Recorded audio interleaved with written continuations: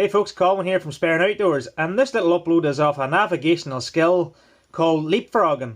Now leapfrogging is primarily used for poor visibility, so likes of fog, mist, low lighting, things like that. And it's a very good skill to have, and it's one you should practice and keep on top of for these types of conditions so you don't get caught out. So today we actually went out onto the mountain, but it was very, very good visibility. The visibility was as clear as anything as you could get. So it also gave us a chance. It's a good time at them sort of days to practice leapfrogging and practice any mountain skills on good days.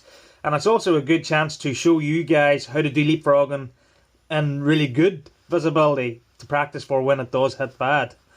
So what we pretended today was we pretended the visibility was about 10 or 15 meters of visibility in fog is what we pretended. And I'll just talk you through how leapfrogging works. So once you've got your bearing that you're walking on your compass, you send your walking partner, and my walking partner happened to be my wife Karen, so I'd send her in front of me while I stood still on the spot. I'd send her in front of me to roughly where my vision is just about to fade. So we want to keep her within my vision range within the fog. And I want to keep her so she can see me, so I can use hand signals, or she can hear me, so we've got communication as well. So I make her walk 10 or 15 meters within my visibility in the fog, and then I tell her to stop, and I'll either tell her to turn to walk left or walk right, or shout at her to walk left or walk right till she's walking dead centre on my bearing. So once I get her on my bearing a good wee bit ahead of myself, I tell her to stop. Then I'll walk by her, and then she will repeat the process with me. And that's what you do for leapfrogging. And you keep repeating the process till you get to the point that you're getting to. And if it's done correctly, it's very accurate and it will take you to the spot that you want to get to. In this case, we were trying to get to the summit of a mountain. We knew the summit was at because we've been there many times, but it's just a good chance to brush up on some skills when you're out and show you guys. So we made the video on leapfrogging. We did a couple examples of it here on this upload after I stopped talking, so you can go see it. And I hope you understand it. I hope the video is clear enough. Trying a new way of filming, and I think it worked out okay. The first example maybe not so great. The second example is a lot better, but I hope you understand it. And if you get the chance to go out and practice leapfrogging, definitely by all means practice it, because it is an essential, I suppose, navigational tool for very poor visibility when you're out in the mountains, so you don't get lost. So it means you can keep walking in bad conditions. So thank you guys, and hope it was useful, and watch the demonstration. So that's the compass set, and as you see, we're going to follow this direction of travel arrow, and everything's lined up. So now I need to tell the wife to move forward and get into the bearing. Let's go you on ahead. Go you on forward. I tell you to stop so I can see you.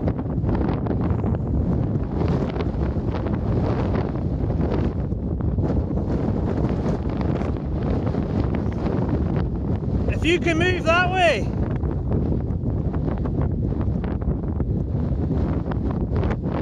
That'll stop. So I'll follow her, I'll walk up to her, and then she'll repeat that process. So in fog, I can just about see her. I can see her clear, but in fog I can just about see her, so I'll walk up to her and then she'll move me through the fog.